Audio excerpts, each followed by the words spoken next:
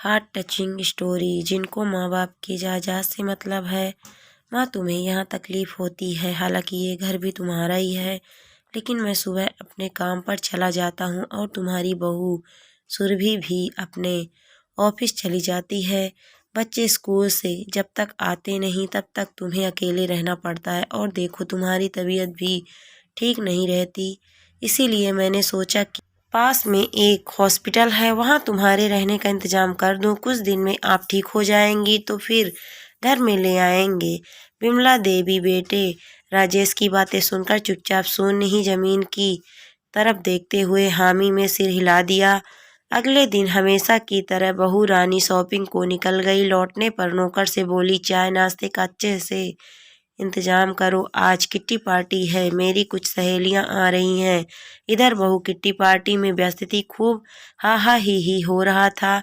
उधर विमला देवी का दमा का इनहेलर खत्म हो गया था। उसने राजेश को बताया नहीं था क्योंकि अभी एक हफ्ता ही हुआ था उसको राजेश के घर आए हुए।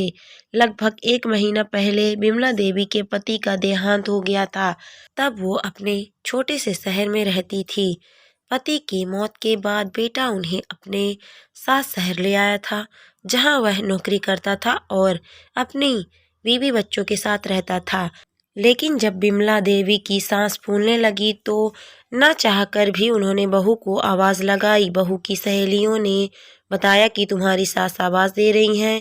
सुरभि चेहरे पर झूठी मुस्कान सजाकर उठी और सास के कमरे में घुसते ही गुस्से में बोली, देखो आपको शहर के बारे में मालूम नहीं है, ऐसे किसी पार्टी के बीच में बुलाया नहीं जाता। विमला देवी खांसे जा रही थी, उनकी सांस घुट रही थी।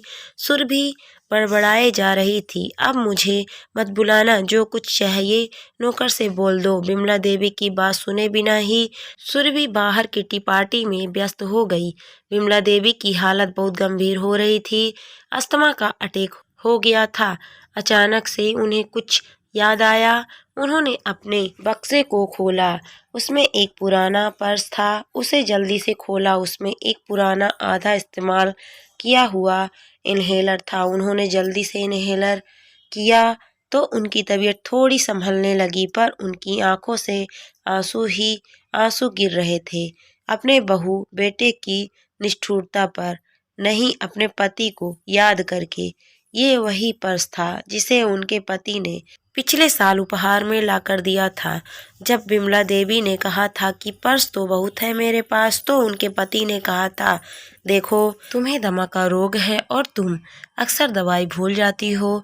कुछ दवाइयाँ और इनहेलर की एक डिब्बी में इसमें रख देता हूँ, कभी भूल जाओ तो इसे निकाल लेना। फिर विमला देवी कुछ और सोचने लगी, उन्हें कुछ और याद आया।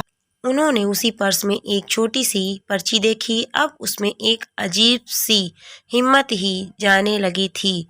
विमला देवी ने दराज से एक पेन निकाला, एक पेपर पर कुछ लिखा और अपनी छड़ी का सहारा लेकर धीरे धीरे कमरे से बाहर, फिर घर से बाहर निकल गई।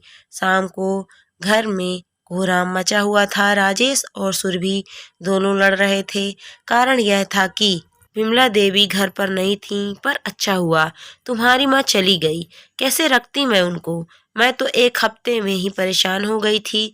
राजेश बोला, अरे कुछ दिन तो ठीक से रख लेती, मुझे मकान के पेपर पर उनके साइन लेने थे, उसके बाद तो हॉस्पिटल के बहाने वृद्धाश्रम में रखने की बात कर ली थी। अब कहाँ ढूंढ, पता नहीं कहाँ चली गई। तभी राजेश के फोन पर एक कॉल आती है। राजेश, हाँ बताइए। दूसरी तरफ से, सर हम वृद्धाश्रम से बोल रहे हैं। राजेश, आपको मेरा नंबर कहाँ से मिला?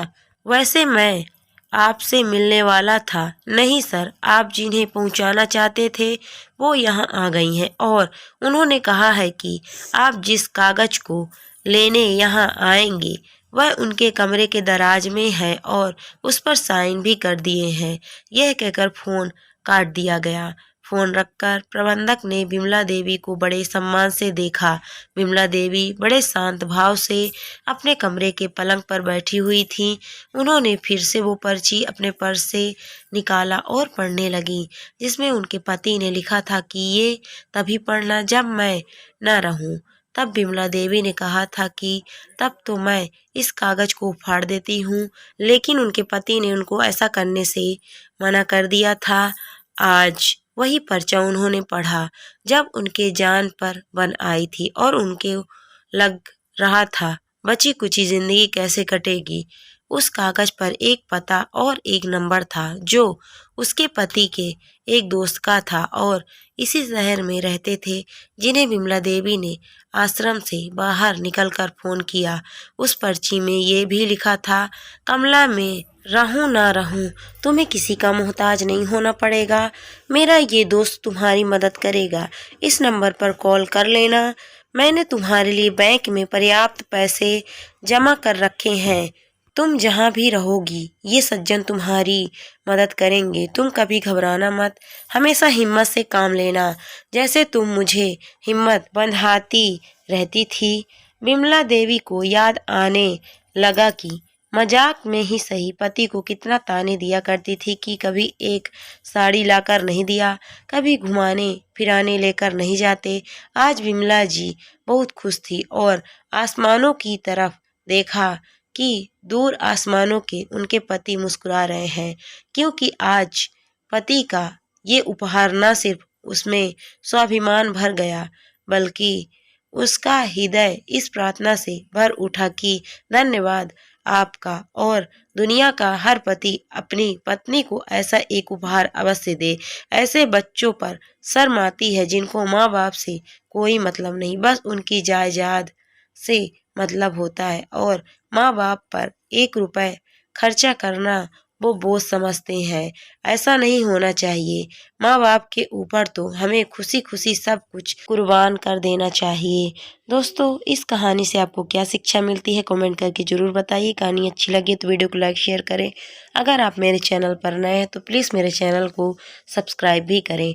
Thank you for watching my video.